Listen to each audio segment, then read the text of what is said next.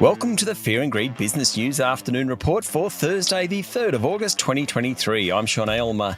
Every afternoon, we've got the 5 stories that happened today that you need to know about. Story number 1, the S&P ASX 200 finished the day down 0.6% to 7,312 points. After a poor lead-in from Wall Street, the tech sector led the market lower, with 10 of the 11 sub-indices ending the day in the red.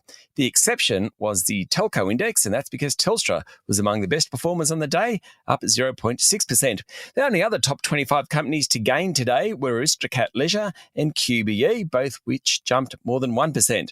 But the story today was really a weak Wall Street and concerns about the slowing economy and higher interest rates. James Hardie and Xero both dropped more than 3%, while BHP, Commonwealth Bank, Fortescue Metals, Rio Tinto, WiseTech Global, Newcrest Mining and REA, you get the gist, were all off more than 1%.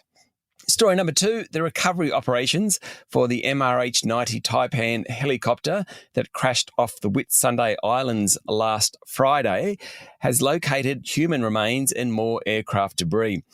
Australian Defence Forces Chief of Joint Operations, Lieutenant General Greg Bilton, said an underwater vehicle had located debris 40 metres below the sea's surface, including parts of the helicopter's cockpit. The debris was consistent with earlier findings that there had been a catastrophic impact of the aircraft with the water. Story number 3, Assistant Treasurer Stephen Jones says there needs to be a conversation about the use of superannuation for bequests amid a crisis of funding in the aged care sector. Jones said the purpose of superannuation is to provide for retirement income, not inheritances. He told the ABC that it was odd that in a system about retirement income, a third of the cheques written by superannuation funds are bequests. Story number 4, Link Group will report a more than $400 million loss for the last financial year, thanks to costs associated with its exit from its troubled UK business. There's quite a bit to this. The Superannuation Administrator and Share Registry Company released its preliminary unaudited results today, and broadly, it was all about the cost of extricating itself from a disastrous UK acquisition made 6 years ago. Link is selling most of the British business, called Link Fund Solutions, to Irish group Waystone in a complex deal across a couple of years. The company will make a provision of $391 million for the last 12 months to June 30 in connection to the sale, and an associated redress scheme overseen by UK regulators. Now, Link will pay as much as 436 million Aussie dollars in compensation to those who lost money in the collapse of the $6 billion Woodford Retail Fund in 2019, which was part of that British business Link Fund Solutions. Link then expects to recognise a gain of $280 million this year on completion of the Fund Solutions sale, expected to settle in October.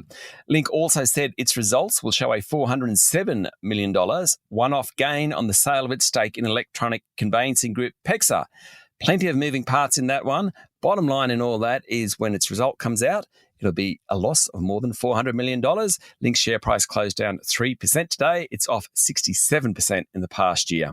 And story number 5, it was a very tough night on Wall Street, with the S&P 500 having its worst day since April, falling 1.4%, while the tech-heavy Nasdaq dropped 2.2%.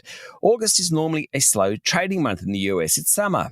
People are on holidays. Not so last night. News that ratings agency Fitch had cut the US's sovereign rating to AA+ from AAA unnerved markets. The good news was that US private payrolls increased by a larger than expected 324,000 jobs last month, meaning the economy is ticking along. But the bad news to that is that it adds to the case for more rate hikes in the world's largest economy.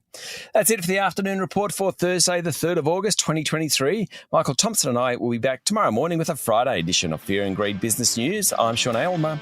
Enjoy your evening.